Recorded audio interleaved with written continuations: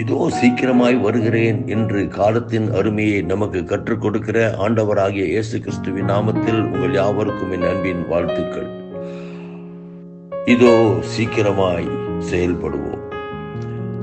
Advent கொள்கைகளின் ஆணிவேர் என்று அழைக்கப்படும் வில்லியம் மில்லர் 1782 ஆண்டு அமெரிக்காவில் பிறந்தார். குடும்பத்தின் வறுமையின் காரணமாக படிக்க இயலாதவராக காணப்பட்ட இவர் நாத்திக கொள்கைகளில் தன் மனதை பறிகொடுத்தார். அமெரிக்காவிற்கும் இங்கிலாந்திற்கும் யுத்தம் ஏற்பட்ட போது இராணுவத்தில் இணைந்து 1815 ஆண்டு இராணுவ தலைவரானார்.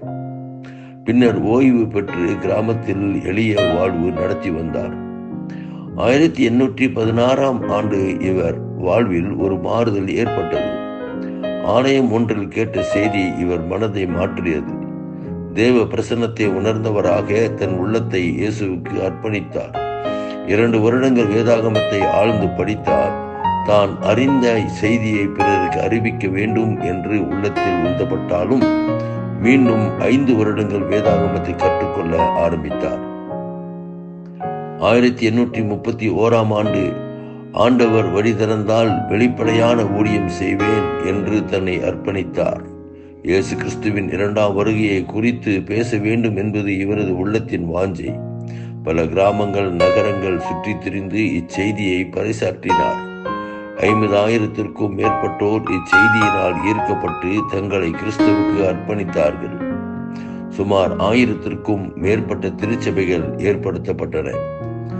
1840 ஆண்டு சுமார் 4560 மைல்கள் பிரயாணம் செய்து 627 பிரசங்கங்கள் நிகழ்த்தி சுமார் 5000க்கும் மேற்பட்டோரை இரட்சிப்புக்குள் நடத்தினார். கிறிஸ்துவின் வருகையை மிகவும் முக்கியப்படுத்திய இவர் பிறரையும் அதற்காக ஆயத்தப்படுத்தி அவ்வருகையை ஆவலோடு எதிர்பார்த்து 1849 ஆண்டு இறைவன் பாதம் சென்றடைந்தார். இன்றும் அட்வென்ட் திருச்சபைகள் உலகமெங்கும் பரவி கிறிஸ்துவின் வருகைக்காக மக்களை ஆயத்தப்படுத்தி கொண்டிருக்கின்றன என்ற உண்மை நமக்கு தெரியுமா?